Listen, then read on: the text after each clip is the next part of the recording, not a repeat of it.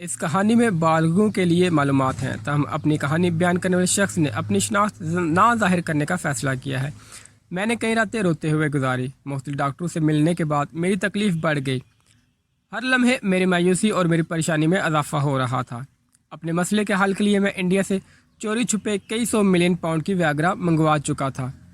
ایک پیکٹ 20 گولیوں کا آتا تھا اور ایک گولی کی قیمت 150 روپے تھی۔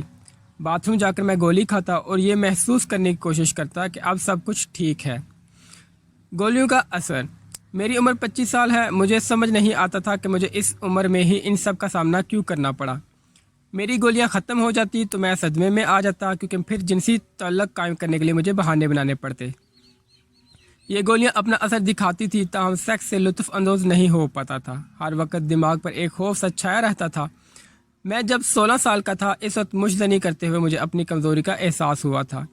صبح کے وقت اریکشن ہونا بند ہو چکی تھی اور یہ پہلی علامت تھی۔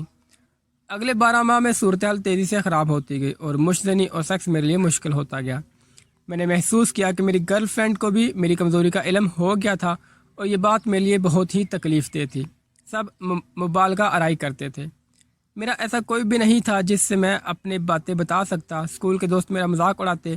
گھر میں شرم کی وجہ سے والد سے بات نہیں کر پایا، بلکہ اپنی جنسی زندگی کے بارے میں دوستوں کے ساتھ ڈینگے مارا کرتا تھا، جیسا کہ وہ سب کرتے تھے۔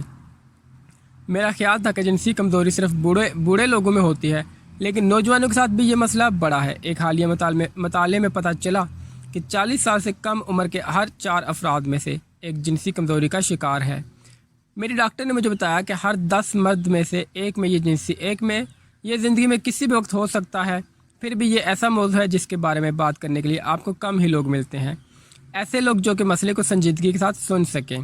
میرا خیال تھا کہ پورن فلموں سے کچھ مدد ملے، لیکن حقیقی زندگی میں اس طرح کا کچھ بھی نہیں ہوتا جو دکھایا جاتا ہے۔ ایک بار میری گرل فرینڈ نے ویاگرا کی گولیاں دیکھ کر مجھ سے پوچھا کہ یہ کیا ہے۔ اس کی بات کو نظر انداز کرنے میں ہی میری پیشانی پر پسینہ آ گیا۔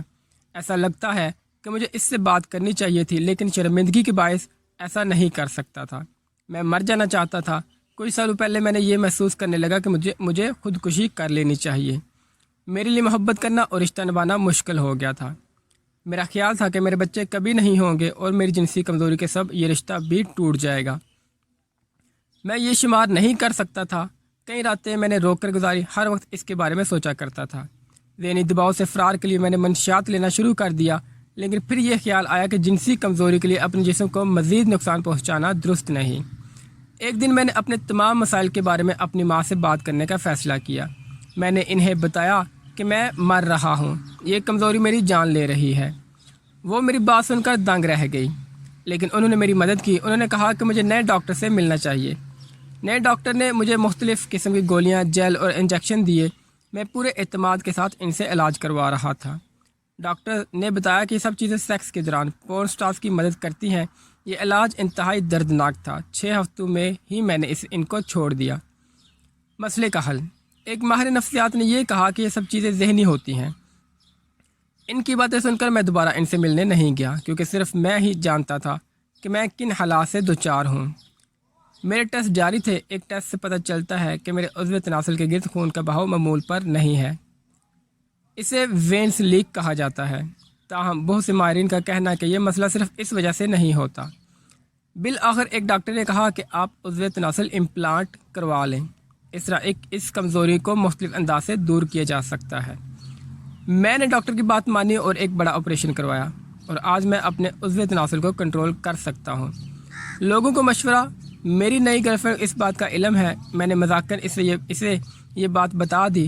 اس نے میری بات سمجھی۔ مجھے خیال آتا ہے کہ کاش میں اس سے پہلے ملا ہوتا تو زندگی بہت آسان ہوتی۔ اب میرے دوستوں کو بھی اس کا علم ہے۔ وہ مجھے ربوٹ مین کہہ کر میرا مذاق اڑاتے ہیں۔ وہ مجھ سے اس کے بارے میں مزید جاننا چاہتے ہیں۔ ایسے مسئلے سے دوچار لوگوں کو میرا یہ مشورہ ہے کہ جلد از جلد کوئی ایسا شخص ڈھونڈ لیں جس سے آپ اپنی دشواری کے بارے میں بات کر سکیں۔ بات کرنے سے تسکین ہوتی ہے۔ کوشش کریں کہ اس کا علاج ہو سکے، اور اگر ممکن ہو تو ایسا پارٹنر تلاش کریں جو آپ کی کیفیت کو سمجھ سکے، اور ویاگرا جیسی دیگر ادویات پر اپنا وقت اور پیسہ نہ ضائع کریں، کیونکہ ان سے مسئلے کا حل مشکل ہے۔ تو ناظرین، آپ سب سے گزارش ہے کہ چینل کو سبسکرائب کر لیں اور بیل کے آئیکن کو پریس کر لیں۔ اللہ آپ سب کو مکے اور مدینے لے جائے۔